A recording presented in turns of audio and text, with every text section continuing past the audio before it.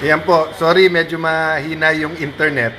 Breakfast muna kami tapos papunta nga sa Rangani at saka Jensan. So sinasabi ko nga si Brother Robin, kumukuha talaga ng mga pictures, video, pinapakita sa mga kaibigan kasi yung relief operation, maganda yan. Pero importante yung rehabilitation, di ba? So yung mga nawalan ng bahay, for example, any amount, 500, 1,000, 5,000 will help. Pero syempre, pag yung buong bahay, marami kasi yung buong bahay na wala, di ba? Maraming totally damage, partially damage. Maraming may trabaho, nawalan ng trabaho muna kasi nga nasira din yung kung saan sila magtatrabaho. Then syempre, yung mga estudyante na trauma din, di ba? So, marami, boss. Yan. Medyo iba din style dito, no? Yung kanilang sile, may sausawan, suka, may kamatis. Ayun yung kanilang timoy ng at yung suka nila, no? Yan ang specialty nila, yung suka at saka sile. Inihintay ko gulay kasi nagte-text asawa ko.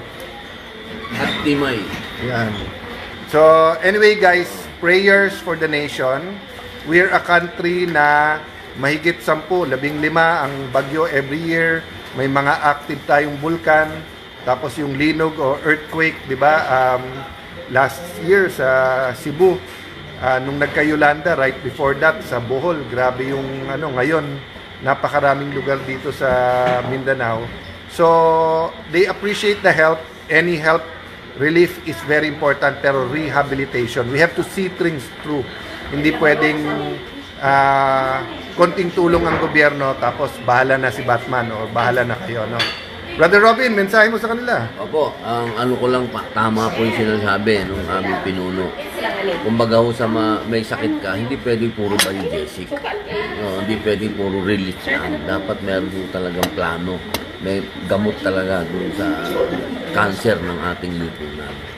Kaya ako po ay mga mahal kong kababayan, maraming salamat po sa inyong suporta sa aming pinuno, sa aming samahan.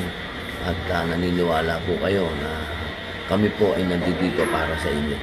Sa lahat po ng tumutulong dito po sa nangyari sa Mindanao, maraming salamat po. At sundan po natin ang mga aksyon ng aming pinuno. So, binabati din namin ni Robin yung mga galit sa Facebook. may mga kasama kasi kami, galit na galit pag nagpe-Facebook kami. Pero so far, natutuwa naman yung mga kasama namin dito. But talking about Facebook, may I encourage everyone, pag may anomalya sa lugar ninyo, may kalye, may covered court, may kung anuman project na hindi natatapos, kung lugar nyo po ay may illegal na mining o kaya nagpuputol ng puno na hindi naman dapat, gamitin natin yung social media natin na panggising sa ating Wag puro chismis, wag puro chismis, gamitin natin sa tama. Ang kahit anong tool naman pwedeng gamitin sa tama't mali, but tulungan natin ang gobyerno. So ito, baka nanonood kasi asawa ko, maya-maya, may gulay na kami, laba, masarap tong gulay. Tsaka isda naman. Isda. So God bless you po. Maya-maya, mga naghanda sa Sarangani at Jensan, sana makatulong kami ng konti. God bless you po.